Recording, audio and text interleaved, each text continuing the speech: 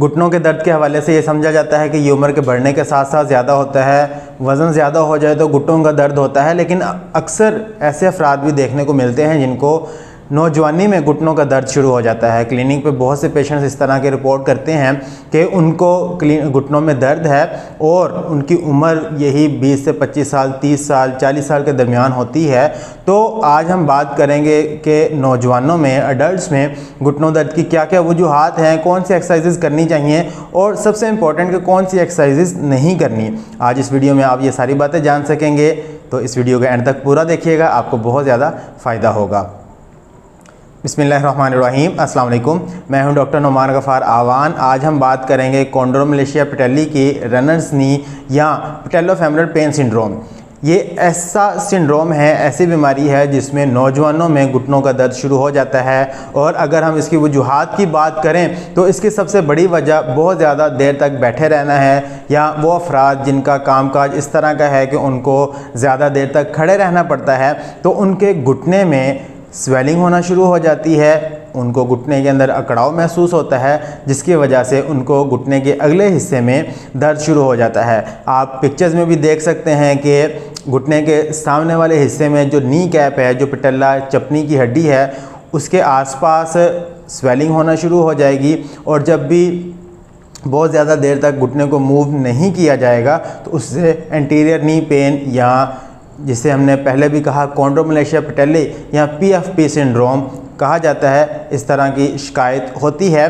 तो इस सिलसिले में इसका डायग्नोसिस बनाने के लिए कोई स्पेसिफिक टेस्ट नहीं है, हमें क्लिनिकली मरीज़ की असेसमेंट करना पड़ती है। मरीज़ अपनी हिस्ट्री बताता है, अपने कामकाज की नौयत बताता है, अपनी अलामात बताता है, तो उससे हमें आइडिया हो जाता है कि वो पीएफपी सिंड्रोम का शिकार है।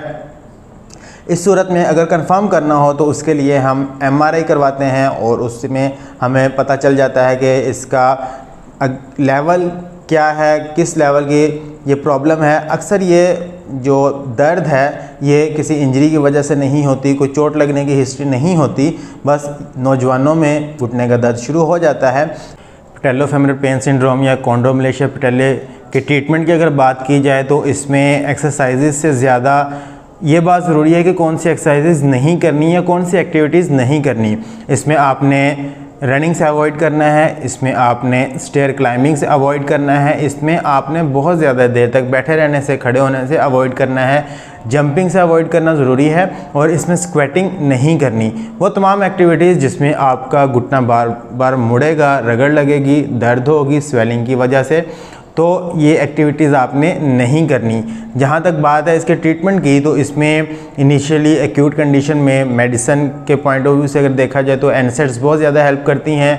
एंटी इन्फ्लेमेटरी ड्रग्स दी जाती हैं जो कि इन्फ्लेमेशन को कम करने में मददगार साबित होती हैं। इसके साथ साथ हमें ग्लूटियस मसल्स की स्ट्रेंथनिंग के ऊपर काम करना पड़ता है, और इसके साथ में हमें क्वाड्रिसेप्स को स्ट्रॉन्ग करना पड़ता है। ये एक्सरसाइज मैं आपको करके दिखाता हूँ, तो इन एक्सरसाइजेज को करने से आपको बहुत ज़्यादा रिलीफ मिलेगा।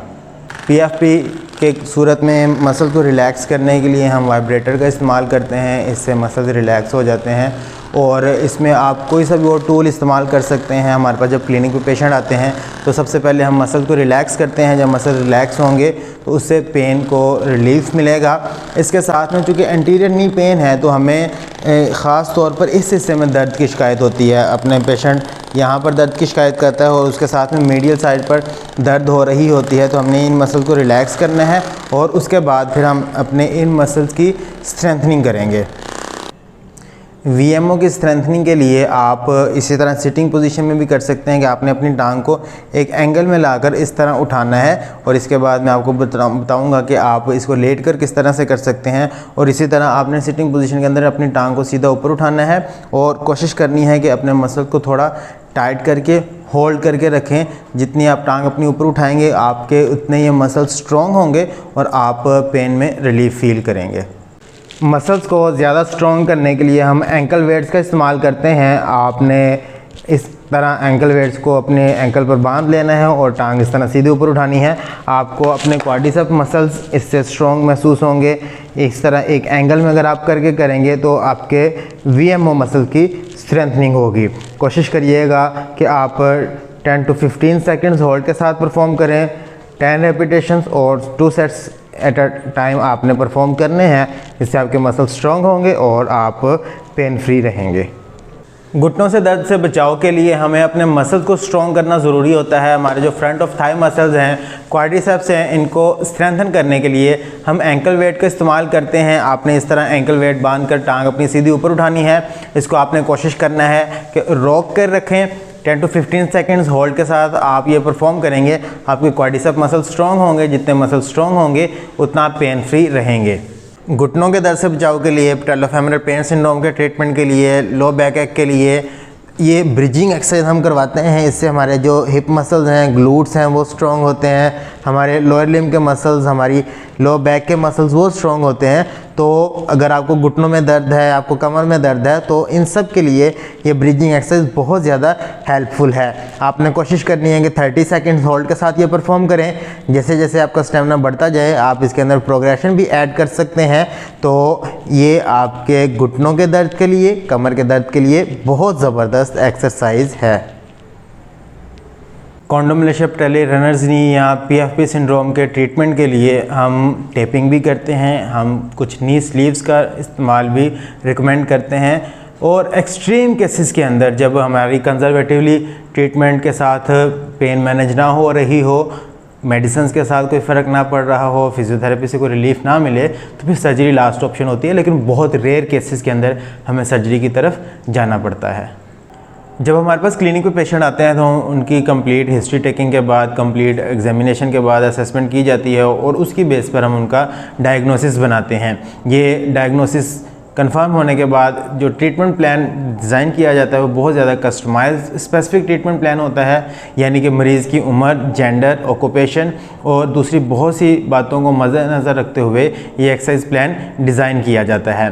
तो अगर आप या आपके आसपास ऐसे अफराद मौजूद हैं जिनको इस तरह की दर्द का सामना है और आप अपना चेकअप करवाना चाहते हैं, तो आप दिए गए नंबर्स पर रब्ता करके हमारे पास क्लिनिक पर तशरीफ़ ला सकते हैं। अगर आप ऑनलाइन अपॉइंटमेंट लेना चाहते हैं तो भी आप नंबर्स पर रब्ता करके ऑनलाइन अपॉइंटमेंट बुक कर सकते हैं। मैं उम्मीद करता हूँ कि आपको आज की वीडियो पसंद आई होगी। आप कोई बात पूछना चाहते हैं तो कमेंट्स में ज़रूर लिखिए और फीडबैक देना मत भूलिएगा।